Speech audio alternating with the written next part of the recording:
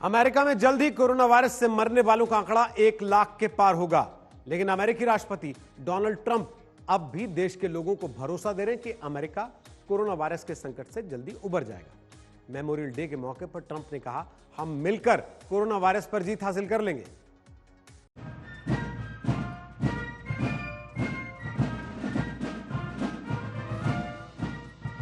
वैश्विक महामारी कोरोना से जंग लड़ रहे अमेरिका की चुनौतियां कम होती नहीं दिख रही हैं। एक तरफ अमेरिका में कोरोना वायरस से सैकड़ों लोगों की मौत हो रही है, तो वहीं दूसरी तरफ लॉकडाउन में छूट देना सरकार की मजबूरी बन गई है। इस बीच अमेरिकी राष्ट्रपति डोनाल्ड ट्रंप ने कोरोना को हराने की उम्मीदें नहीं छोड़ी हैं। सोमवार को जब वो मेमोरियल डे के मौके पर बाल्टीमोर के ऐतिहासिक फोर्ट मैक हेनरी में श्रद्धांजलि सभा को संबोधित कर रहे थे, तो उन्होंने एक बार फिर देश की जनता को भरोसा दिलाया कि अमेरिका इस वायरस को हराने में कामयाब होगा।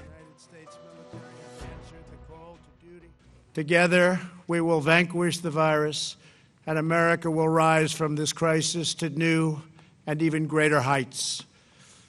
No obstacle, no challenge, and no threat is a match for the sheer determination of the American people. पहले राष्ट्रपति ट्रंप मेमोरियल डे के मौके पर वर्जीनिया में स्मारकों पर फूलों को अर्पित कर श्रद्धांजलि देते थे, लेकिन इस साल कोरोना वायरस ने लाखों अमेरिकियों की जान ले ली और इस साल को अलग बना दिया। हालांकि डेमोक्रेट पार्टी के सदस्य बर्नार्ड सी जैक यंग ने कोरोना वायरस महामारी के बीच ट्रंप की इस यात्रा की आलोचना की है। उन्होंने कहा, वर्तमान परिस्थिति में राष्ट्रपति ट्रंप को यात्रा की बजाय देश के बारे में सोचना चाहिए। आज तक ब्यूरो। वैश्विक महामारी कोरोना वायरस से अमेरिका बेहाल है। अमेरिका में लेकिन चर्च खोल दिए गए हैं।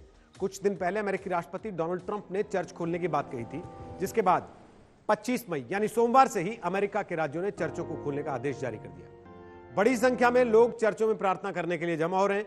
हालांकि इस दौरान चर्च में सोशल डिस्टेंसिंग का खास ख्याल रखने को कहा गया। चर्चेज में सैनिटाइजेशन का काम भी तेजी से हो रहा है ताकि कोरोना वायरस को फैलने से रोका जा सके।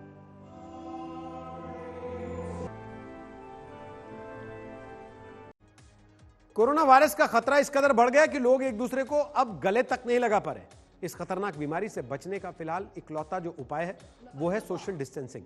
इसलिए लोग एक दूसरे को गले लगाने से बच भी रहे। लेकिन लोगों की इस मुश्किल को दूर करने के लिए फ्रांस की एक सामाजिक संस्था ने अनूठी पहल की है।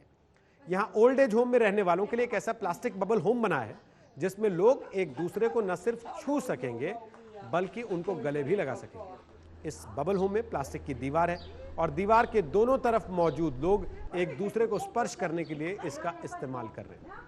सामाजिक संस्था की इस पहल से लोग काफी खुश हैं और लंबे समय के बाद अपनों की कमी को एक बार फिर से दूर कर पा रहे हैं।